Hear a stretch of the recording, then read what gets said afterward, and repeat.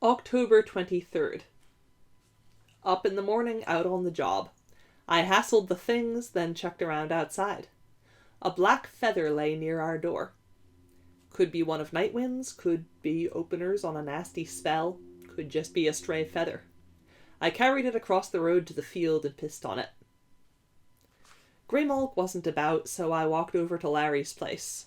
He let me in, and I told him everything that had happened since I'd last seen him. "We ought to check that hillside," he said. "Could be there'd been a chapel there in the old days." "True. Want to walk over there now?" "Let's." I studied his plants while he went for a jacket. There were certainly some exotic ones. I hadn't told him yet about Linda Enderby, perhaps because he'd revealed in passing that all they'd spoken of was botany. Perhaps the great detective really was interested in plants. He returned with his jacket and we went out. It was somewhat blustery when we reached the open fields. At one point we came across a trail of huge misshapen footprints leading off in the direction of the good doctor's farmhouse of the perpetual storm. I sniffed at them. Death. "The big man's been out again," I remarked. "I haven't been over that way to say hello," Larry said. "I'm beginning to wonder now whether he isn't a rather famous man I've already met seeking to further his work."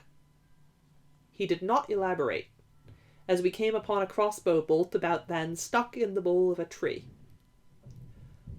"What about Vicar Roberts?" I said. "Ambitious man. I wouldn't be surprised if his aim is to be the only one left standing at the end, sole beneficiary of the opening." "What about Lynette? This doesn't require a human sacrifice, you know. It just sort of greases the wheels." "I've been thinking about her," he said. "Perhaps on the way back we could go by the vicarage and you could show me which room is hers." "I don't know that myself, but I'll get Greymalk to show me, then I'll show you." "Do that." We walked on, coming at last to the slopes of the small hill I had determined to be the center. "So, this is the place?" he remarked. "More or less. Give or take a little every which way. I don't usually work with maps the way most do." We wandered a bit then. "Just your average hillside," he finally said. "Nothing special about it unless those trees are the remains of a sacred grove." "But they're saplings. They look like new growth to me." "Yes, me too. I've a funny feeling you're still missing something in the equation." "I'm in this version?" "Yes. We've discussed this before. If you take me out of it, where does that move it to?" "The other side of the hill and farther south and east. Roughly the same distance as from your place to a point across the road from Owen's." "Let's take a look." We climbed the hill and climbed back down the other side. Then we walked southeastward. Finally we came to a marshy area where I halted. "Over that way," I said. "Maybe 50 or 60 paces. I don't see any point in mucking around in it when we can see it from here. It all looks the same." "Yes, unpromising." He scanned the area for a time. "Either way, then," he finally said, "you must still be leaving something out." "A mystery player?" I asked. "Someone who's been lying low all this time?" "It seems as if there must be. Hasn't it ever happened before?" I thought hard, recalling games gone by. "It's been tried," I said then, "but the others always found him out."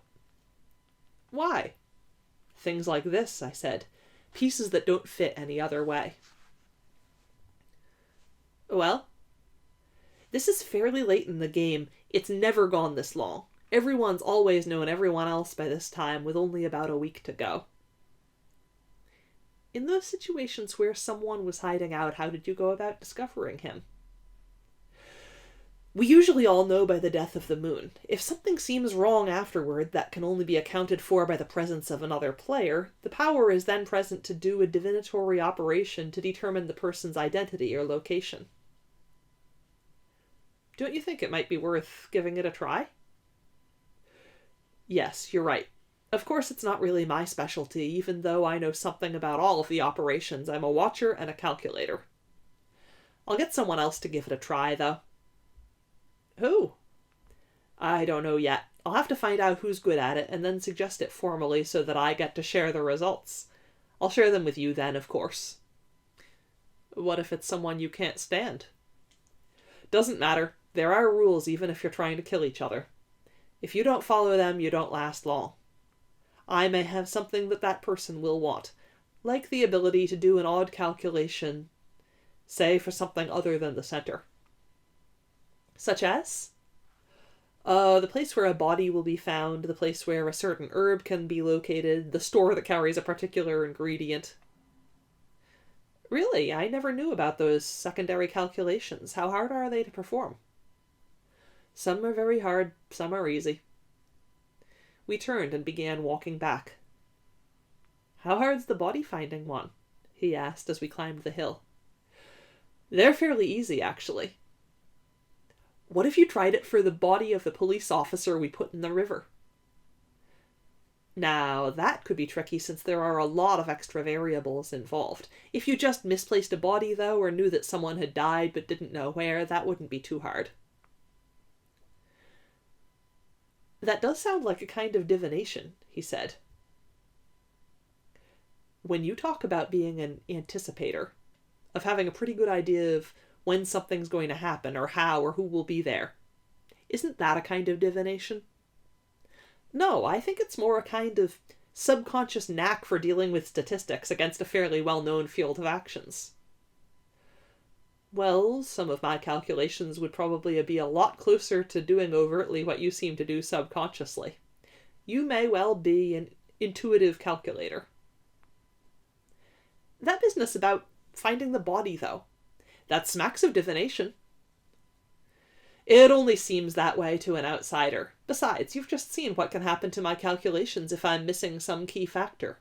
That's hardly divinatory. Supposing I told you that I've had a strong feeling all morning that one of the players has died. That's a little beyond me, I'm afraid. I'd need to know who it was and some of the circumstances. I really deal more with facts and probabilities than things like that. Are you serious about your feeling? Yes, it's a real anticipation. Did you feel it when the Count got staked? No, I didn't, but then I don't believe he'd technically have been considered living to begin with. Quibble, quibble, I said, and he caught the smile and smiled back. It takes one to know one, I guess. You want to show me Dog's Nest? You've gotten me curious. Come on, I said. And we went and climbed up to it. At the top we walked around a bit, and I showed him the stone we had been sucked through. Its inscription had become barely noticeable scratchings again. He couldn't make them out either. Nice view from here, though, he said, turning and studying the land about us. Ah, there's the manse. I wonder whether Mrs. Enderby's cuttings are taking. There was my opening. I could have seized it right there, I suppose, and told him the whole story from Soho to here. But at least I realized then what was holding me back. He reminded me of someone I once knew. Rocco. Rocco was a big floppy-eared hound, always happy, bouncing about and slavering over life with such high spirits that some found him annoying. And he was very single-minded. I called to him one day on the street, and he just dashed across, not even paying puppy attention to his surroundings. Got run over by a cart. I rushed to his side, and damned if he still didn't seem happy to see me in those final minutes. If I'd kept my muzzle shut, he could have stayed happy a lot longer. Now? Well, Larry wasn't stupid like Rocco, but he had a similar capacity for enthusiasm, long frustrated by a big problem in his case. He seemed on the way to working out some means for dealing with the problem now, and the great detective in the guise he had assumed was cheering him up a good deal. Since I didn't really see him as giving much away, I thought of Rocco and said the hell with it, later. We climbed down then and headed back, and I let him tell me about tropical plants and temperate plants and arctic plants and diurnal-nocturnal plant cycles and herbal medicines from many cultures.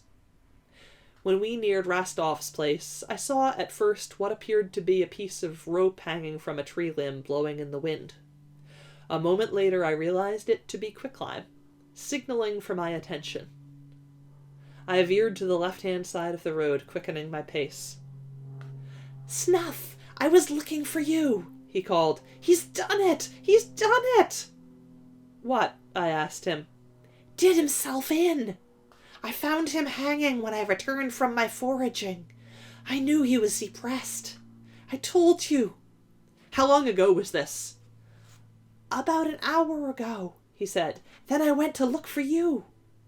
When did you go out? Before dawn. He was all right then? Yes, he was sleeping. He'd been drinking last night. Are you sure he did it to himself? There was a bottle on a table nearby. That doesn't mean anything, the way he'd been drinking. Larry had halted when he'd seen I was engaged in a conversation. I excused myself from quicklime and brought him up to date. Sounds as if your anticipation was right, I said. But I couldn't have calculated this one. Then a thought occurred. The icon, I said. Is it still there? It wasn't anywhere in sight, Quicklime replied. But it usually isn't unless he takes it out for some reason.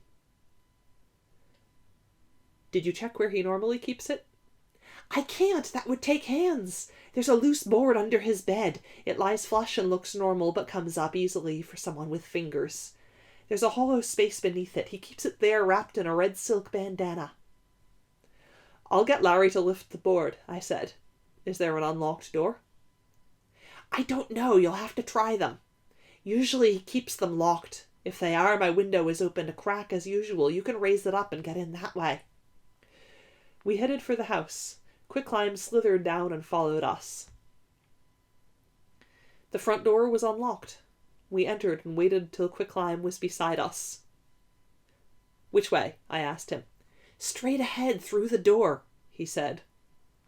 We did that, entering a room I had viewed from outside on an earlier inspection. And Rastov hung there, from a rope tied to a rafter. Wild black hair and beard framing his pale face, dark eyes bugged, a trickle of blood having run from the left corner of his mouth into his beard, dried now into a dark scar-like ridge. His face was purple and swollen. A light chair lay on its side nearby.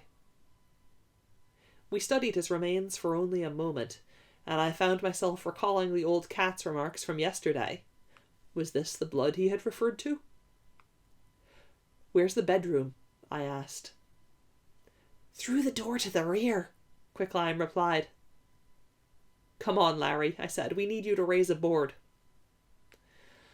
The bedroom was a mess with heaps of empty bottles all about, and the bed was disheveled, its linen still smelling of stale human sweat.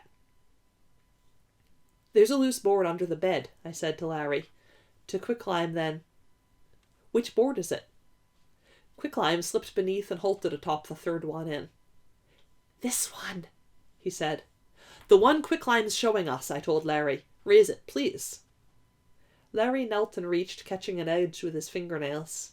He found purchase almost immediately and drew it gently upward. Quicklime looked in. I looked in. Larry looked in. The red bandana was still there, but no 3x9-inch piece of wood with an eerie painting on it. Gone, Quicklime commented. It must be somewhere back in the room with him. We must have missed it. Larry replaced the board and we returned to the room where Rastov hung. We searched thoroughly, but it did not seem to be present. I don't think he killed himself, I said finally. Somebody overpowered him while he was drunk or hungover, then did that to him. They wanted it to look as if he did it himself. He was pretty strong, Quicklime responded. But if he'd started in drinking again this morning, he might not have been able to defend himself well. I relayed our conjectures to Larry, who nodded.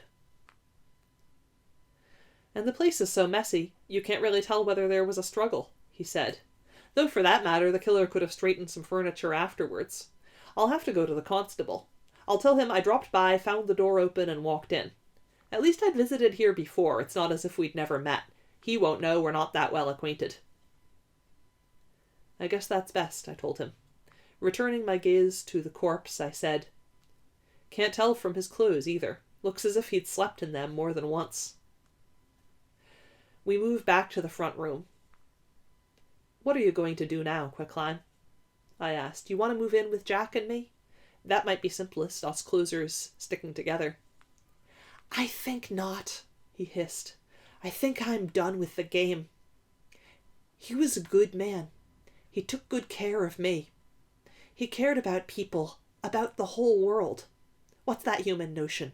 Compassion. He had a lot of that. It's one of the reasons he drank a lot, I think. He felt everybody else's pain too much. No, I'm done with the game. I'll slip back to the woods now. I still know a few burrows, a few places where the mice make their runs. Leave me alone here for a while now. I'll see you around, Snuff.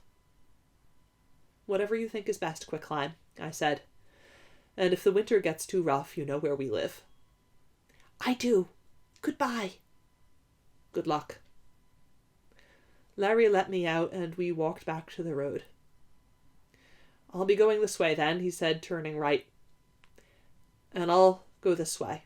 I turned left. See you soon for the follow-up on this, he said. Yes. I headed home. And you will lose a friend. The old cat had said that too. It had slipped my mind till now. Jack was not in, and I did the rounds quickly, leaving everything in good order. Stepping outside then, I located his spoor and tracked him to Crazy Jill's. Grey Mulk watched me from the top of the wall. Hello, Snuff, she said. Hello, Grey. Jack is here? Yes, he is in having a meal with the mistress. He ran low on supplies, and she decided to feed him before their trip. Trip? I asked. What trip? A shopping trip into town. He did say something about being low on necessities and needing to visit the market soon. Yes, so he sent for a coach. It should be here in an hour or so. It will be exciting to see the town again. You're going too? We're all going. The mistress also needs some things. Shouldn't we stay behind to guard the places? The mistress has a very good day-long warding spell, which she will share. It will also capture likenesses of attempted trespassers. I understand that a part of the reason we are going this way is to see whether anyone tries such a thing. Everyone will see our coach go by. On our return, we may learn who are our most important enemies. This was decided recently, I take it? Just this morning while you were out. This may be a good time for it, I acknowledged, with the big event only a week from tomorrow, and in light of the way things have been going. Oh, she rose, stretched, then jumped down from the wall. There are new developments? Walk with me, I said. Where? To the vicarage. You said we have an hour. All right. We left the yard, headed south. Yes, I told her as we went. We've lost the Mad Monk, and I recounted the morning's events. And you think the vicar did it? She asked. Probably. He seems our most militant player. But that's not why I wanted to visit his focus. I just wanted to learn the location of the room where he keeps Lynette a prisoner. Of course, she said. If he has the Count's ring and the Alhazred icon as well as the Pentacle bowl, he could do some pretty nasty things between now and next week. You said they mainly increased his technical prowess, and I thought you meant for the ceremony. But he could hurt people with them right now. I asked the mistress. Well, that's technical. But you acted as if it weren't important. I still don't think it is. He'd be a fool to use the actual tools that way when he should be relying on his own abilities. The tools have a way of producing repercussive effects when they're used extracurricularly. He could wind up hurting himself badly unless he's a real master, and I don't think he is. How can you be sure? I doubt a master would run around with a crossbow shooting at bats, or plan a human sacrifice when it's not absolutely necessary just to be safe. He is insecure in his power. A master aims at economy of operations, not at proliferation. That sounds right, Snuff. But if he's too insecure, mightn't he be tempted to try an operation with the tools against the rest of us anyway? Just to narrow the field and make things easier for himself later on? If he's that foolish, the results are on his own head. And the person he directs the power against, don't forget. It could be you. I understand you're safe if your heart is pure. I'll try to remember that. When we reached the vicarage, she led me around to the rear. Up there, she said, looking at a window directly overhead. That's her room. I've never seen her about, I said. I gather from Tequila that she's been locked up for several weeks. I wonder how securely. Well, she hasn't come out to my knowledge, and I told you I saw a thick chain around her ankle. How thick? That's hard to say. You want me to climb up and take another look? Maybe. I wonder if the vicar is in. We could check the stable, see if his horse is there. Let's do that. So we headed to the small stable in the rear and entered there. There were 2 stalls and both were empty. Off on a call, she said. What do you want? Came a voice from the rafters. Looking up, I beheld the albino raven. Hello, Tequila, Greymalk said. We were just passing by and wanted to see whether you've heard the news about Rastolph. There followed a moment's silence, then, What about Rastolph? He's dead, Greymalk said. Hanged. And what of the snake? Gone back to the woods. Good. I never liked snakes. They raid nests, eat eggs. Have you any news? Only that the big man has been about again. There was an argument at the farmhouse, and he went out to the barn for a time and crouched in a corner. The good doctor went after him, and there was more argument. He ran off into the night then. Went back later, though. That's interesting. I wonder what it was about. I don't know. Well, we'll be going now. Goodbye. Yes. We departed and returned to the vicarage. Greymalk looked back. She can't see us from that rafter, she said. Do you want me to climb up? Wait, I said. I want to try a trick I learned from Larry. I approached the back door, and I checked the stable again. I could see no flash of white. Rising onto my hind legs, I put a paw against the door for balance, held it a moment, then dropped it to join the other and pressing on the knob toward its center. I turned my body as I made the effort. I had to try 3 times, adjusting my grip. The 3rd time it went far enough to make a clicking sound, and my weight caused the door to swing inward. I dropped into a normal position and entered. That's quite a trick, she said, following me. Do you feel any wards? No. I pushed the door almost shut with my shoulder. It had to be paw-openable quickly on our return. Now what? She asked. Let's find the stairway. I'd like to see how the girl is secured. We stopped in the study on the way, and she showed me the bowl and the skull. The bowl was indeed the real thing. I'd seen it many times before. Neither the icon nor the ring lay in such plain sight, however, and I hadn't the time to try my skills on drawers. We returned to our search for a stair. It was located along the west wall. We mounted it, and Greymalk led me to Lynette's room.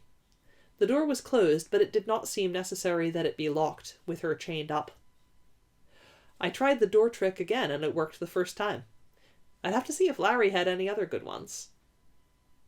As we entered, Lynette's eyes widened, and she said, Oh. I'll go rub up against her and let her pet me, Greymalk said. That makes people happy. You can be looking at the chain while I do that. It was actually the locks in which I was most interested. But even as I advanced to do that, I heard the distant clopping of a horse's hoofs, approaching at a very rapid pace. Uh-oh, Greymalk said amid purrings, as the girl stroked her and told her how pretty she was. Tequila must have seen us come in, flew off, and given alarm. I went through with my inspection. The chain was heavy enough to do its job, and the lock that secured it to the bed frame was impressively heavy. The one which fastened it to Lynette's ankle was smaller, but still hardly a thing to be dealt with in a moment. I know enough, I said as the hoofbeats came up beside the house, turned the corner, and I heard a horse blowing heavily. Race you home, Greymalk said, leaping to the floor and running for the stair. The rider was dismounting as we bounded to the first floor. A second or two later I heard the back door open, then slam. "Bad," Greymalk said. Then, "I can occupy the vicar." "The hell with him! I'm going to take out the study window!" I reached the corner just as the nasty little man came around the other corner, a riding crop in his hand. I had to slow to turn into the room, and he brought it down across my back. Before he could strike a second time, though, Greymalk had leaped into his face, all of her claws extended. I bounded across the room, a scream rising at my back, and leaped at the window, closing my eyes as I hit. I took the thing with me, mullions and all. Turning then, I sought Greymalk. She was nowhere in sight, but I heard her yowl from within. 2 bounds and a leap brought me back into the room. He was holding her high by her hind legs and swinging the crop. When it connected, she screamed, and he let her fall, for he had not expected me to return, let alone be coming at him low off the floor with my ears flat and a roar in my throat straight from my recent refresher with Growler. He swung the crop, but I came in beneath it. If Greymalk were dead, I was going to kill him. But I heard her call out, "I'm leaving!" as I struck against his chest, knocking him over backward. My jaws were open, and his throat had been my target. But I heard her going out the window, and I turned my head and bit hard, hearing cartilage crunch as I drew my teeth along through his right ear. Then I was off of him, across the room, and following Greymalk outside to the sounds of his screams. "Want to ride on my back?" I called to her. "No, just keep going!" We ran all the way home. As we lay there in the front yard, me panting and her licking herself, I said, "Sorry I got you into that, Grey." "I knew what I was doing," she said. "What did you do to him there at the end?" "I guess I mangled his ear." "Why?" "He hurt you." "I've been hurt worse than that." "That doesn't make it right." "Now you have a first-class enemy." "Fools have no class." "A fool might try the tools against you, or something else." I interrupted my panting to sigh. Just then a bird-shaped shadow slid across us. Looking up, I was not surprised to see Tequila go by. After lunch and a quick running of my rounds, the coach came by and we all entered and embarked for town. It had room for me to sit beside a window, while Greymalk curled up on the seat across from me. Master and mistress faced each other to my right, chatting beside a window of their own. I'd received only a few minor cuts from the glass. But Greymalk had a nasty welt along her right side. My heart did not feel pure when I thought of the vicar. I watched the sky. Before we'd gone a mile, I caught sight of Tequila again. She circled above the coach, then swooped low for a look inside. Then she was gone. I did not awaken Greymalk to remark upon it. The sky was cloudy, and a wind occasionally buffeted the coach. When we passed the gypsies' camp, there was small activity within and no music. I listened to the horses clop along, muttering about the ruts and the driver's propensity to lay on the lash at the end of a long day. I was glad I wasn't a horse. After a long while we came to the bridge and crossed over. I looked out across the dirty waters and wondered where the officer had gotten to. I wondered whether he had a family. As we moved along Fleet Street to the Strand and then down Whitehall, I caught occasional glimpses of an albino raven, variously perched, waiting. We made several stops for purchases along the way, and finally, when we disembarked in Westminster, site of many a midnight stroll, Jack said to me, "Let's meet back here in about an hour and a half. We've a few esoteric purchases to make." This was fine with me, as I enjoy wandering city streets. Greymalk took me to see the mews where she'd once hung out. We spent the better part of an hour strolling, sorting through collected smells, watching the passers-by. Then, in an alley we'd chosen for a shortcut, I had a distinct feeling halfway down its length that something was wrong. This came but moments before the compact figure of the vicar emerged from a recessed doorway, a bulging bandage upon his ear, lesser dressings covering his cheeks. Tequila rode upon his shoulder, her white merging with that of the bandages, giving to his head a grotesque lopsided appearance. She must have been giving him directions as to our movements. I showed them my teeth and kept moving. Then I heard a footfall from behind me. 2 men with clubs had already sprung from another doorway and were upon me, swinging them. I tried to turn upon them, but it was too late. I heard the vicar laugh right before one of the bludgeons fell upon my head. My last sight was of Greymalk streaking back up the alley. I awoke inside a dirty cage, a sickening smell in my nose, my throat, my lungs. I realized that I had been given chloroform. My head hurt, my back hurt. I drew and expelled several deep breaths to clear my breathing apparatus. I could hear whimpers, growls, a pathetic mewing, and faint, sharp barks of pain from many directions. When my sense of smell began to work again, all manner of doggy and catty airs came to me. I raised my head and looked about and wished I hadn't. Mutilated animals occupied cages both near and far. Dogs and cats without tails, or the proper number of legs. A blind puppy whose ears had been cut off.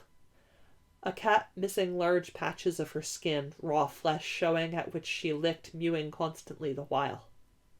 What mad place was this? I checked myself over quickly to make certain I was intact.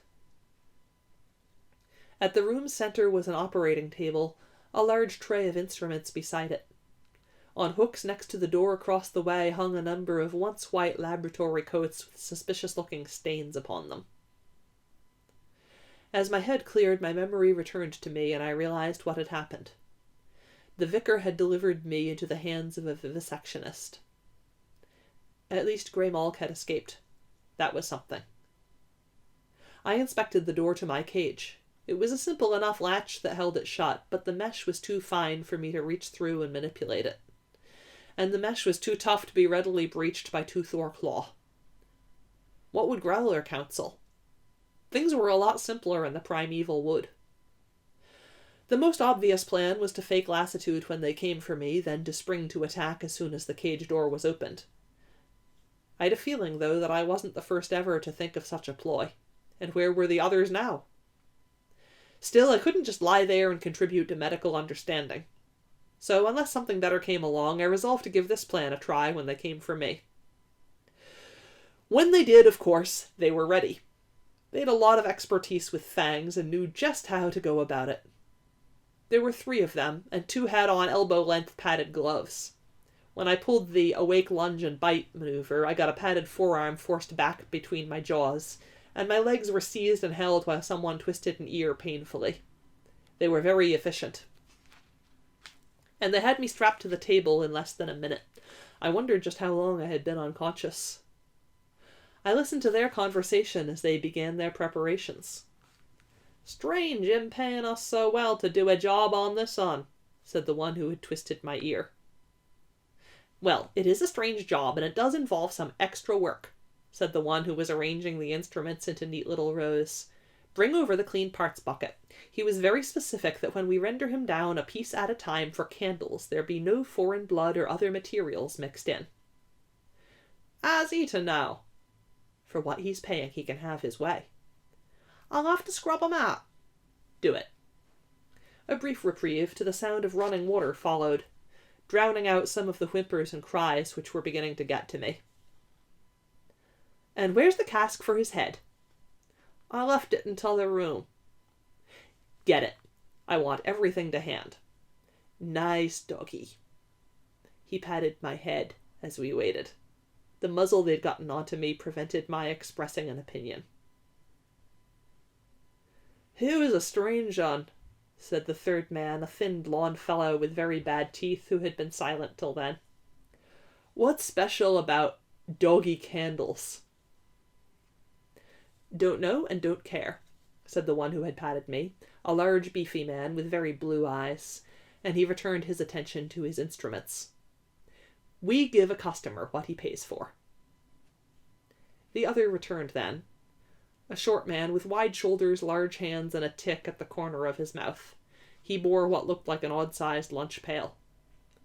"I have it now," he said. "Good, then. Gather round for a lesson." Then I heard it. Zzz! a high-pitched whine descending to a low throb in about 3 seconds each cycle. It is above the range of the human ear, and it accompanies the main curse, circling at a range of about 150 yards initially. Bzz. "First I will remove the left rear leg," began the beefy man as he reached for a scalpel. Bzz. The others drew near, reaching after other instruments and holding them ready for him. Bzz. The circle might well be smaller by now, of course. There came a loud pounding upon an outer door. "The devil," said the beefy man. "Shall I see who 'tis?" asked the smaller man. "No, we're operating. He can come back if it's important." It came again, more heavily. This time it was obviously the sound of someone kicking upon the door. "Inconsiderate lout! Ruffian! Churl!" The third time that the knocking occurred, it seemed as if each blow were performed by a strong man striking his shoulder against the door, attempting to break it down. "What cheek?" "Perhaps I should have words with him?" "Yes, do." The shorter man took a single step toward the entrance when a splintering sound reached us from the next room, followed by a loud crash. Zzz. Heavy footsteps crossed the outer room. Then the door immediately across from me was flung open. Jack stood upon the threshold, staring at the cages, the vivisectionists, myself upon the table. Grey Malk peered in from behind him. "Just who do you think you are, bursting into a private laboratory?" said the beefy man. "Interrupting a piece of scientific research," said the tall man. "And damaging our door," said the short man with the wide shoulders and large hands. Zzz. I could see it now, like a black tornado, surrounding Jack, settling inward. If it entered him completely, he would no longer be completely in control of his own actions. "I've come for my dog," he said. "That's him, on your table." He moved forward. "No, you don't, laddie," said the beefy man. "This is a special job for a special client. I'll be taking him and leaving now." The beefy man raised his scalpel and moved around the table. "This can do amazing things to a man's face, pretty boy," he said. The others picked up scalpels also. "I'd guess you never met a man as really knows how to cut," the beefy one said, advancing now. Zzz. It was into him. And that funny light came into his eyes, and his hand came out of his pocket and captured starlight, traced the runes on the side of his blade. "Well met," Jack said then through the teeth of his grin, and he continued to walk straight ahead. When we left, I realized that the old cat had been right about the C's and messes, too. I wondered what sort of light they would give.